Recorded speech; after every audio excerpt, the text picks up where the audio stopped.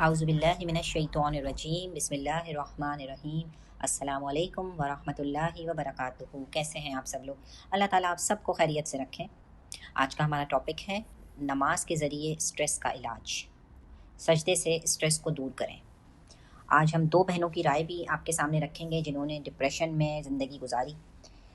تو ایک ہماری بہن جو کافی مہینوں سے ڈپریشن میں تھیں، وہ ہمیں بتاتی ہیں کہ میرے علاج کے دوران میں بہت مہینوں سے ڈپریشن میں تھی، کیونکہ میں ٹینشن بہت زیادہ لیتی تھی، پھر میرا اسٹریس کا لیول اتنا بڑھ گیا کہ میں ڈپریشن میں چلی گئی اور میڈیسن پہ آ گئی۔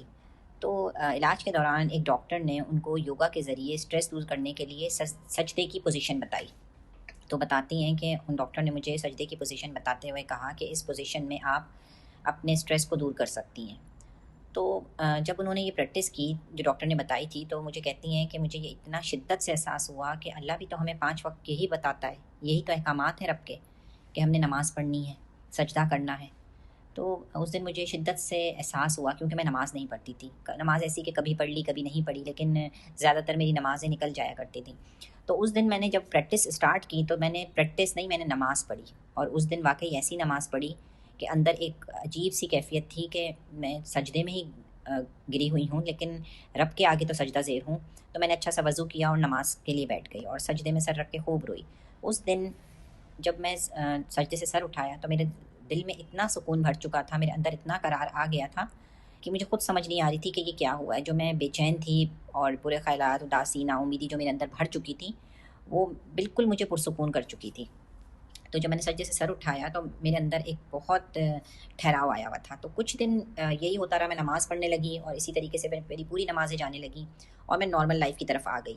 اور وہ بتاتی ہیں کہ نماز، لمبے سجدے اور ایکسرسائز، اس سے میں نے اپنے اسٹریس کو کنٹرول کرنا شروع کیا۔ جب مجھے ٹینشن ہوتی، میں نماز پڑھتی، سجدے میں روتی اور سکون حاصل کر کے اٹھتی۔ تو اس دن مجھے پتہ چلا کہ نماز کی کتنی بڑی اہمیت ہے ہمارے دین میں، اور ہم اتنی غفلتوں میں پڑے رہتے ہیں۔ تو میری ساری میڈیسن بھی چھٹ گئی الحمدللہ، اور میں نارمل روٹین میں آ گئی۔ تو کہنے کا مقصد ہے کہ لوگوں کے ڈفرینٹ ایکسپیرینس سے پتہ چلتا ہے کہ فطرت پر جو رہتے ہیں وہ جلدی سنبھل جاتے ہیں۔ دنیا کا کوئی ڈاکٹر، کوئی دوائی وہ کام نہیں کر سکتے جو اللہ تعالیٰ نے انسانوں کی رہنمائی کے لیے خود انسان کو سنبھلنے کا سکھایا ہے۔ ایک اور بہن کا واقعہ آپ سے شیئر کرتے ہیں کہ وہ بہت عرصے سے ڈپریشن میں تھیں اور اداس رہتی تھیں، ہر وقت وہ اداس رہتی تھیں، جبکہ وہ بتاتی ہیں کہ میری زندگی میں ہر چیز کی فراوانی تھی، اللہ نے بے انتہا مجھے نوازا ہوا تھا، لیکن میں ہر وقت اداس رہتی تھی۔ تو وہ بتاتی ہیں کہ میں اپنی دوستوں کے ساتھ ایک ٹور پہ گئی، وہاں ایک دوست تھیں، ان کی کزن چائنا سے آئی ہوئی تھی، تو کچھ دن میں ان کے ساتھ رہی۔ تو انہوں نے مجھے دیکھا میں اکثر اداس رہتی ہوں، اور میرے پاس آ کے انہوں نے کہا، اور ایک کمرے میں لے کے گئیں کہ آپ ہر وقت جو اداس رہتی ہیں میں آپ کو ایک ریلیکس ہونے کا طریقہ بتاتی ہوں۔ تو مجھے الگ کمرے میں لے کے گئیں اور کہا کہ آپ اس طریقے سے ہاتھ جوڑ کر ایک سپریم پاور سے مدد مانگیں اور فیل کریں کہ وہ سپریم پاور آپ کی مدد کر رہی ہے۔ تو کہنے لگی میں نے جیسے ہی ہاتھ جوڑے تو مجھے یہ احساس ہوا کہ اللہ تعالیٰ ہی تو سپریم پاور ہیں۔ تو میرا دل میں ایک چیز آئی کہ کیوں نہ میں اللہ سے بات کر لوں۔ تو وہ بھی میرے ساتھ ہاتھ باندھ کے بیٹھی ہوئی تھی کہ ایک سپریم پاور سے اس طریقے سے آپ مدد کریں۔ تو میں نے اللہ سے بات شروع کر دی کہ اللہ تعالیٰ میری مدد کریں۔ پھر وہ میرے ساتھ بیٹھی تھی اور پھر وہ ہاتھ جوڑ کر سجدے کی طرح جھک گئیں۔ تو جب میں جھکی تو میں نے ایسا سجدہ شاید زندگی میں نہ کیا ہو کہ میں سجدے میں گئی تو بس میں روتی رہی اور میرے دل کی کیفیت ہی بدل گئی۔ اور جب میں نے سر اٹھایا سجدے سے تو مجھے بہت قرار آیا کہ شاید ایسا سجدہ میں نے زندگی میں نہ کیا ہو۔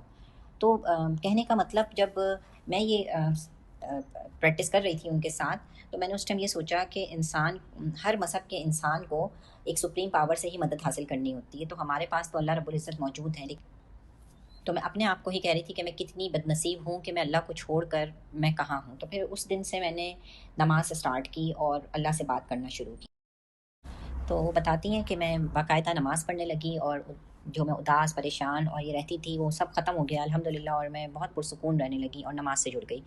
تو دونوں کہانیوں میں آپ کو ایک چیز دیکھنے کو ملی ہوگی کہ نماز سے جڑ کر وہ خوش رہنا شروع ہو گئیں، اور جو اداسیاں، پریشانیاں پھر وہ ان کے پاس نہیں آئی۔ تو کہنے کا مقصد ہے بہنوں کہ نماز بہت ضروری چیز ہے۔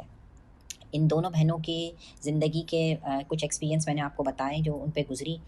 تو قرآن اس بارے میں ہمیں کیا کہتا ہے؟ اللہ تعالیٰ فرماتے ہیں قرآن میں کہ صبر اور نماز سے مدد حاصل کرو، کیونکہ شیطان کے وار انسانوں پر ہوتے ہی ایسے ہیں کہ وہ وسوسے ڈالتا ہے، انسان کو بار بار نا امید کرتا ہے، مایوس کرتا ہے۔ دوسرا، وہ نماز چھڑواتا ہے کہ یہ اگر اللہ کا فرما بردار بن گیا تو میرا وار اس پر نہیں ہوگا، کیونکہ نماز انسان کو پروٹیکشن دیتی ہے۔ تو جو نماز پڑھتا ہے وہ اللہ کی امان میں آ جاتا ہے۔ قرآن میں اللہ تعالیٰ فرماتے ہیں کہ جو ایمان لائے اللہ تعالیٰ ان کا دوست ہے، اللہ تعالیٰ ان کو اندھیروں سے نکال کر روشنی کی طرف لاتے ہیں۔ آپ صلی اللہ علیہ وسلم کا طریقہ یہ تھا کہ آپ جب پریشان ہوتے تھے تو 2 رکعت نماز پڑھ کر اللہ تعالیٰ سے دعا کرتے تھے۔ حدیث کا مفہوم میں بھی آتا ہے کہ 2 رکعت پڑھ کر جو دعا کرتا ہے اللہ تعالیٰ وہ دعا قبول کرتے ہیں۔ سوچ سوچ کر پریشان نہ ہو، فوری نماز کی طرف رجوع کریں اور استغفار کریں، کیونکہ اس سے پریشانیاں ختم ہوتی ہیں۔ جب نمازی نماز کے لیے کھڑا ہوتا ہے تو رحمت الہی اس پر چھا جاتی ہے۔ تو ایسا کیسے ممکن ہے کہ اللہ کی رحمت آپ کو نہ ڈھانپے اور آپ مشکلات سے نہ نکلیں، آپ کے غم دور نہ ہوں، تو نا امید نہ ہوں، اداس نہ ہوں، جینا سیکھیں۔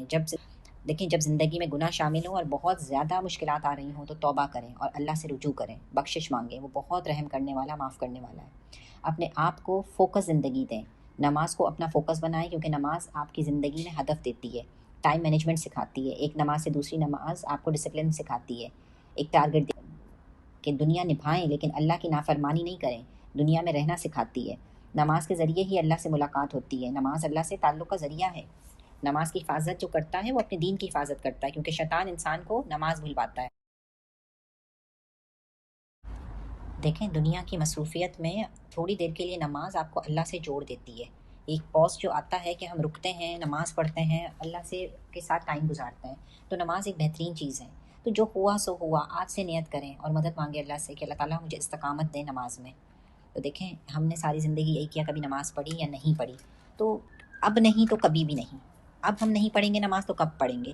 کیونکہ نماز پڑھنے سے اندھیرے دور ہوتے ہیں، اندر کے بھی اور باہر کے بھی، کیونکہ ٹینشن ایک اندرونی چیز ہے، اس کو کنٹرول یا تو وہ آپ کو کنٹرول کرے گی یا آپ اسے کنٹرول کریں گے۔ تو کنٹرول کرنا سیکھیں، اور کیونکہ نماز آپ کو ایک ہدف دیتی ہے، آپ کو ڈسپلن سکھاتی ہے، آپ کو ٹائم مینجمنٹ سکھاتی ہے، تو نماز کے ذریعے آپ ٹینشن کو کنٹرول کرنا سیکھ سکتے ہیں کہ جب آپ کو ٹینشن ہو آپ نماز پہ کھڑے ہو جائیں۔ اس رب العزت کے آگے سب چیز پر قدرت رکھتا ہے، ہوتی ہیں اس کے غم اور حزن دور ہوتے ہیں، دلوں کو زندگی ملتی ہے، نماز سے دل خوش رہتا ہے، نماز کی باقاعدگی سے نیکیوں میں استقامت ملتی ہے۔ جو اللہ سے ڈرتا ہے وہ نماز پڑھتا ہے۔ نماز پڑھیں اس سے قبل کہ ہماری نماز پڑھی جائے۔ محشر کے دن میں جب رب کے حضور جھکنے کو کہا جائے گا تو وہ نہیں جھک سکے گا جو دنیا میں رب کے آگے نہیں جھکا۔ تو سوچیں کہ ہم کہاں کھڑے ہیں، تو جھک جائیں اس پروردگار کے آگے تاکہ آخرت کی رسوائی سے بچ سکیں۔ پر ہے کہ ہم اللہ کی سائڈ پر ہیں یا شیطان کی سائڈ پر۔ تو آج ارادہ کریں کہ اب نماز نہیں چھوڑوں گی، کہ کون کیا عمل کر کے آیا۔